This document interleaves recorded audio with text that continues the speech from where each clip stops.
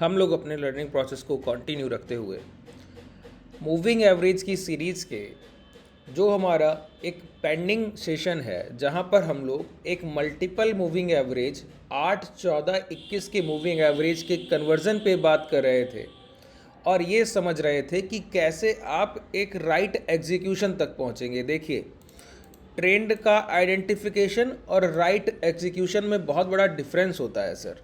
कैसे समझाऊं मैं आपको? आपने पहचान लिया बाजार गिरावट की ओर है, लेकिन आप बेच तब रहे हैं जब प्राइस अपने बॉटम बना रहा है, ठीक है? तो आप वहां पर घाटा खाइएगा ना। आपने पहचान लिया प्राइस अप ट्रेंड में है, लेकिन आप खरीद तब रहे हैं जब प्राइस या तो मोमेंटम में है या टॉप पर है, तो आप वहां पे लॉस कीजिएगा। सिर्फ मोमेंटम के आइडेंटिफिकेशन से या ट्रेंड के आइडेंटिफिकेशन से आपकी प्रॉफिटेबिलिटी नहीं आती।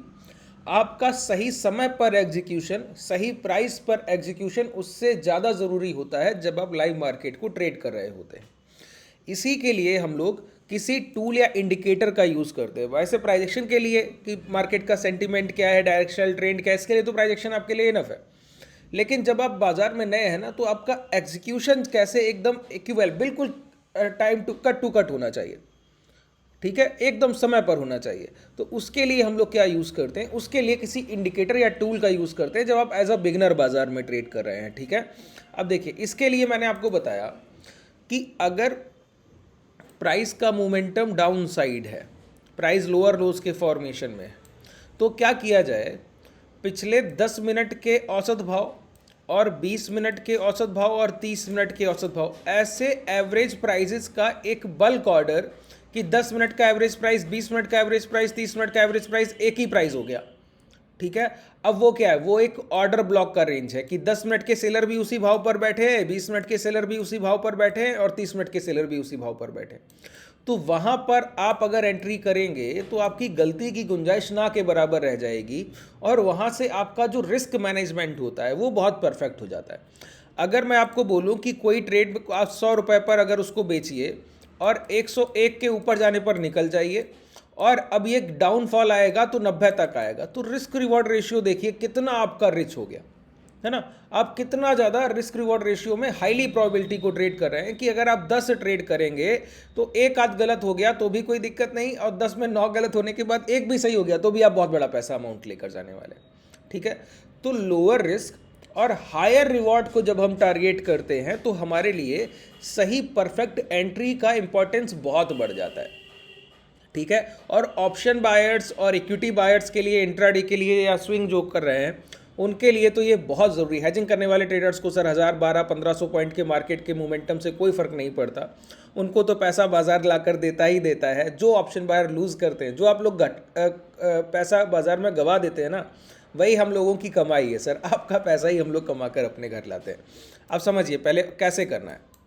देखिए, जब आप 8, 14 और 21 के मूविंग एवरेज को यूज़ कर रहे हैं तो वहाँ पर कैसे इसको इम्प्लीमेंट करेंगे, पहले इसके बेस को समझ लेते हैं कि इसका बेसिक स्ट्रक्चर कैसा है, कि हम लोग करने क्या जा रहे हैं। ये मैंने लास्ट सेशन में भी आपको बहुत अच्छे से समझाया, तो मैं बस आपको समरी दे रहा हूँ उसकी। देखिए, अगर आप 5 मिनट के टाइम फ्रेम पर हैं और 8 के मूविंग एवरेज को यूज़ कर रहे हैं तो 5 इंटू 8 पिछले 40 मिनट का औसत भाव आपको मिलेगा, एवरेज प्राइस, ठीक है? अब एक बात बताइए, 5-5 मिनट की कैंडल की लगातार कॉन्जिक्यूटिव क्लोजिंग एक के नीचे एक है। एक कैंडल 10 रुपये पे क्लोज किया, अगला किया 8 रुपये पर, अगला किया 7 रुपये पर, अगला किया 6 रुपये पर, ठीक है? अब सिर्फ मात्र पिछली 8 कैंडल्स की बात है तो 8 कैंडल्स तो लगातार मोमेंटम वाइज भी हो सकती हैं, ठीक है? अगर सिर्फ 8 कैंडल अगर आप पिछली आप एवरेज प्राइस देख रहे हैं तो उसमें बहुत कम कैंडल्स के ऐसे फॉर्मेशन होंगे जहां पर नॉट टू नॉट क्लोजिंग हो गई हो, कि प्रीवियस कैंडल की क्लोजिंग के बिल्कुल पास क्लोजिंग हो गई हो। अगर प्राइस मोमेंटम में है तो मैक्सिमम कैंडल्स लोअर लोज की क्लोजिंग दी होगी। एक कैंडल के ओपन हाई लो क्लोज के अंदर नेक्स्ट कैंडल की क्लोजिंग होना बड़ा मुश्किल हो जाता है जब ट्रेंडिंग प्राइस होता है तो, ठीक है? जब आप सिर्फ 8 कैंडल का डेटा उठा रहे हो, और वहीं पर जब आप 14 कैंडल्स का डेटा उठा रहे हैं, ठीक है? अब एक कैंडल का क्लोजिंग 10 रुपया, दूसरे का 9, तीसरे का 8, चौथे का 7, और पाँचवें का 5 रुपया। तो ऐसे करते हुए एवरेज प्राइस क्या होगा, पिछली 8 कैंडल्स का एवरेज प्राइस तो ये आ गया। मान लेते हैं कि 6 रुपये के पास पिछली 8 कैंडल का एवरेज प्राइस आ गया, क्योंकि हर कैंडल की क्लोज बिलो क्लोज है। ठीक है, अब मैं जब 14 कैंडल्स का एवरेज ले रहा हूं तो पिछले 70 मिनट का औसत भाव हो गया कि नहीं हो गया। अब मान लिया कि पिछले 40 मिनट से तो प्राइस ट्रेंडिंग है, लेकिन उसके पिछले 30 मिनट तक प्राइस एक कंसोलिडेशन रेंज को ट्रेड कर रहा था। इसका मतलब है 5-5 मिनट की 6-7 कैंडल इसके पहले एक ही रेंज में ट्रेड कर रही थी। अब उनका क्लोज एक ही साथ है, तो 14 कैंडल्स का एवरेज प्राइस क्या होगा, इस 8 के मूविंग एवरेज के ऊपर होगा जब मार्केट ट्रेंडिंग होगा डाउनवर्ड्स मोमेंटम में। अपवर्ड्स में होगा तो बिल्कुल वाइस वर्सा कर लीजिए, जो चीज़ें समझा रहा हूँ इसको रिवर्स करके समझ लीजिए। ठीक है, जब अब ट्रेंड का मार्केट होगा ना, तो वो सेंटीमेंट भी मैं आपको बहुत अच्छे से डिलीवर करूंगा उस टाइम पर। अभी जैसा मार्केट सेंटीमेंट है उसके अकॉर्डिंग हम चीज़ों को समझ रहे हैं। ठीक है, अब अगर 21 कैंडल का औसत ले रहे हैं तो और बड़ी तकलीफ है सर।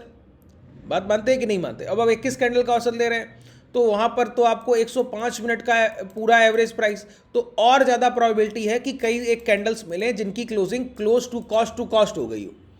ठीक है, जहाँ पिछला कैंडल क्लोज किया उसी के पास क्लोजिंग मिल गई हो, तो 21 का एवरेज सबसे ऊपर आएगा। तो जब भी प्राइस ट्रेंडिंग होगा ना, गिरावट चल रही हो, candle blow candle, candle blow candle और बॉडी साइज कैंडल्स बन रही होंगी, तो 8 का मूविंग एवरेज सबसे नीचे होगा, उसके ऊपर होगा 14 का मूविंग एवरेज और उसके ऊपर होगा 21 का मूविंग एवरेज। अब एक बात समझिए कि कब आपको अपने एग्जीक्यूशन प्लान नहीं करने हैं, जब इन 3 मूविंग एवरेजेस में एक पैरेलल डिस्टेंस बनते जा रहा हो और बढ़ते जा रहा हो इंक्रीजिंग फॉर्मेशन में। देखिए पहले इतना था, फिर इतना हो गया, फिर इतना हो गया, फिर इतना हो गया। देखिए इसीलिए जब मैं मूविंग एवरेज की सीरीज़ करता हूँ ना, जब आप क्लासेस में आएंगे तो लगभग 15 से 18 सेशन मैं करता हूँ एक घंटे के। वहाँ पर आपको पूरा इनडेप्थ एक बेसिक टू एडवांस स्ट्रक्चर मिलता है मूविंग एवरेजेस को समझने का। और देखिए बाजार में 2 ही टूल मैं मानता हूँ जिनको आप एज अ इंडिकेटर यूज़ कर सकते हैं और वो हाईली प्रॉफिटेबल है। बाकी इंडिकेटर्स तो आपको बाजार में कुछ भी सर इंडिकेटर के नाम पे बोला जाएगा। प्राइस के लिए जो ज़रूरी है उसके लास्ट बायर प्राइस और लास्ट सेलर प्राइस, और वहाँ से उसका रिट्रेसमेंट या पुल बैक, जिसको आप फिबोनाची रिट्रेसमेंट से ट्रैक कर सकते हैं। उसको कैसे इंप्लीमेंट करना है वो सीरीज़ हम लोग सीखते ही। दूसरा है मूविंग एवरेज। प्राइस अपने औसत को ज़रूर फॉलो करेगा, ये बात बिल्कुल तय समझ लीजिए।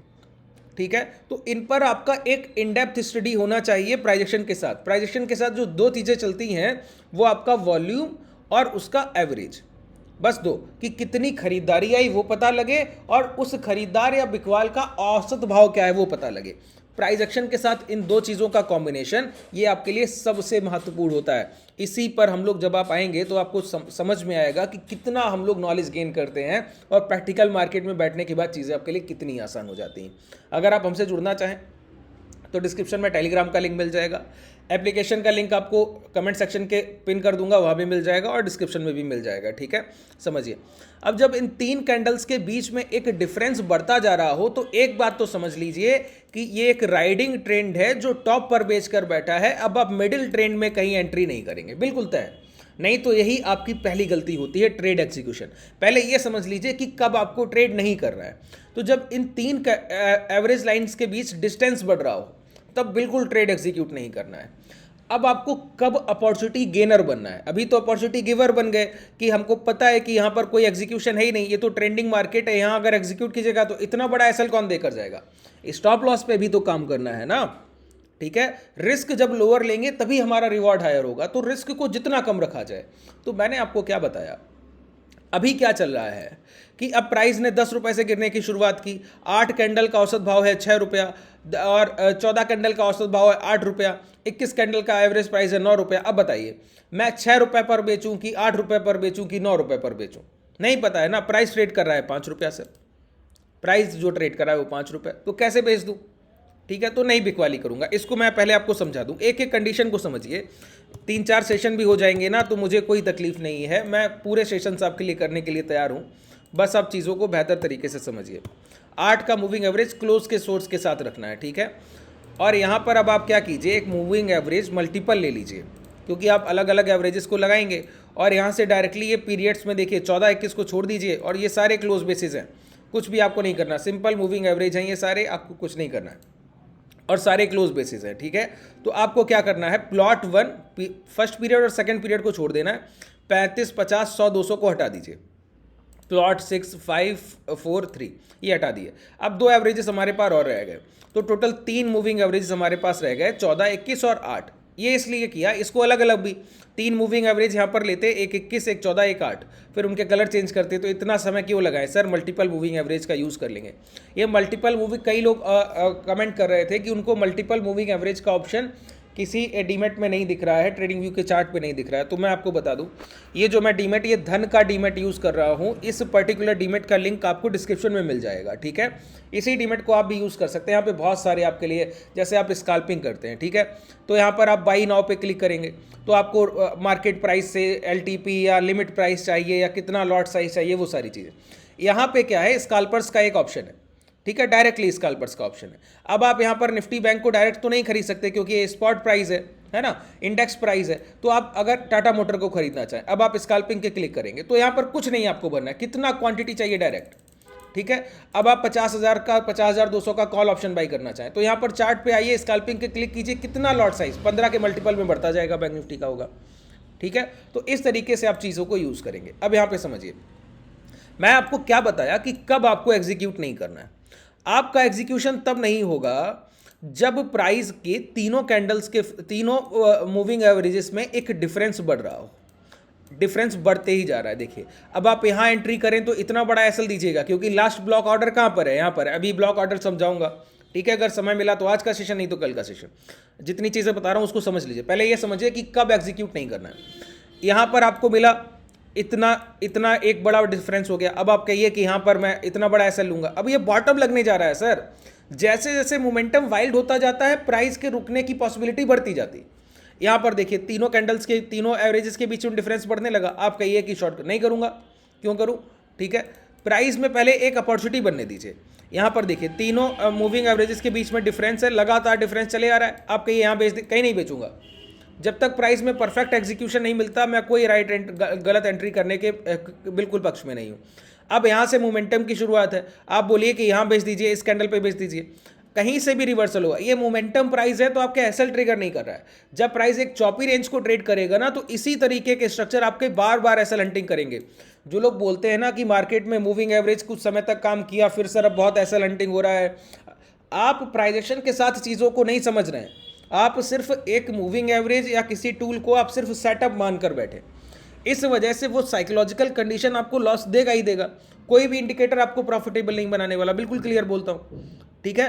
पहले प्राइजेशन पे पकड़ बनाइए और फिर ये समझिए कि आप काम क्या कर रहे हैं। अभी मैंने आपको लॉजिक बताया ना कि अगर 8, 14 और 21 के मूविंग एवरेजेस के औसत भाव के एवरेज प्राइस ही अलग अलग हैं, दूर दूर बैठे हैं, तो सभी सेलर जब दूर दूर बैठे हैं और हम उनके भी नीचे भी बेच दें, तो हमसे तो गलती हो गई ना। जब बड़े सेलर्स का एवरेज प्राइस अभी रिसेंट मार्केट प्राइस से बहुत दूर है और उनमें भी डिफरेंसेस हैं, तो हम कैसे एक निचले स्तर पर अपना एग्जीक्यूशन कर दें? नहीं करेंगे। Wait and watch.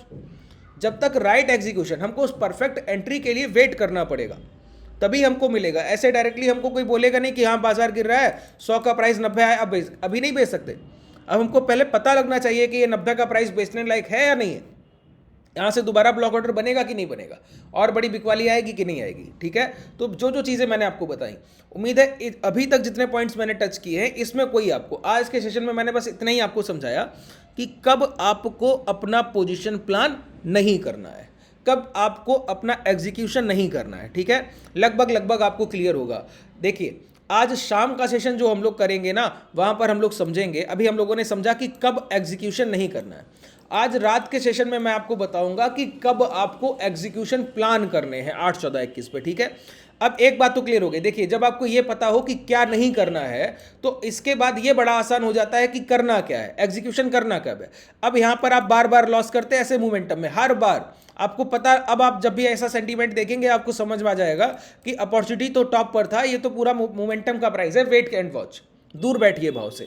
तो जब आप गलती नहीं करेंगे, तो बाजार में एक लाइन बड़ा फेमस है, आप लोग सभी लोग सुनकर बैठे हैं सर, कि no position is always position. अगर आपके पास कोई पोजीशन नहीं है तो आप ब्रेक इवन पर हैं, वो आपका फर्स्ट पोजीशन है, ठीक है। अगर आप गलत एंट्री नहीं कर रहे हैं, बाजार आपको मैनिपुलेट करता है सर। एक बात समझ लीजिए, जब आप लाइव मार्केट में बैठेंगे तो मार्केट अप एंड डाउन आपको मैनिपुलेट करते हैं, आपके माइंड के साथ प्ले करते हैं। आप उसके भाव में बहकावे में आकर एग्जीक्यूशन करते हैं। अगर वही क्लोज मार्केट हो तो आपकी चीज़ें फिर बड़ी आसान। इसीलिए मैं क्या बोलता हूँ, जितनी चीज़ें मैं आपको सिखा रहा हूँ लाइव मार्केट में जाकर पढ़। कई लोग बोलेंगे बैक टेस्टिंग, नहीं बैक टेस्टिंग नहीं करना है सर। लाइव मार्केट में जाइए, अपने प्रैक्टिकल पे काम कीजिए। हमारे ट्रेडर्स तो हेजिंग करते हैं, बाजार में 200 300 400 पॉइंट का अपोजिट डायरेक्शन भी मोमेंटम हो जाए ना, जैसे मैं यहाँ पर शॉर्ट कर दूँ, अब मैं यहाँ पर शॉर्ट कर दूँ, ठीक है, अब यहाँ पर सेल करने के बाद मैं बोलूँ कि प्राइस इस स्विंग हाई तक जब तक कोई दिक्कत नहीं, अब प्राइस 50-700 से चलकर 51,000 300 पॉइंट का अपोजिट डायरेक्शन, कोई हमको तकलीफ ही नहीं, क्योंकि हम लोग हैजर हैं सर, हम लोग हैजिंग करते हैं बाजार को, बाजार की एक रेंज को पकड़ लेते हैं। हमको पता है बाजार 1000-2000 पॉइंट हमारे अगेंस्ट मोमेंटम करेगा तब भी घाटा नहीं दे पाएगा। इस तरीके का हमारे ट्रेड प्लान है। अगर आप हमारी पोजीशंस को विजिट करना चाहें तो डिस्क्रिप्शन में जो टेलीग्राम का लिंक है वहाँ से डायरेक्टली आप देख सकते हैं कि डेली हम लोग इंट्राडे को पर सेशन हम लोग हैज का पोजीशन ट्रेड करते हैं, हर सेशन को, ठीक है, हमारे सभी ट्रेडर करते हैं। उसके रिजल्ट्स के साथ क्या पोजीशन है आप देखिए, कॉन्सिक्यूटिव बेसिस पर आपको सारी पोजीशन शेयर की जाती है। जो हम लोग ट्रेड कर लेते हैं उसके बाद आपको अपना जो पोजीशन होता है उसको ज़रूर शेयर करते हैं, ठीक है, एक बार उसको भी आप लोग चेक कर सकते हैं। चलिए, जितनी चीज़ें बताई उम्मीद है आपको बेहतर तरीके से समझ आई होंगी। अब हम लोग शाम के सेशन में समझेंगे कि एग्जीक्यूशन कब करना चाहिए, परफेक्ट एंट्री आपकी बनेगी किस प्राइस पर, ठीक है। चलिए, अगर कोई डाउट रह गया हो तो कमेंट सेक्शन में बताइएगा। अगर आप हमसे जुड़ना चाहें तो मैंने आपको बता दिया कि डिस्क्रिप्शन में टेलीग्राम और कमेंट सेक्शन में आपका एप्लीकेशन का लिंक मैं पिन कर दूंगा। धन्यवाद।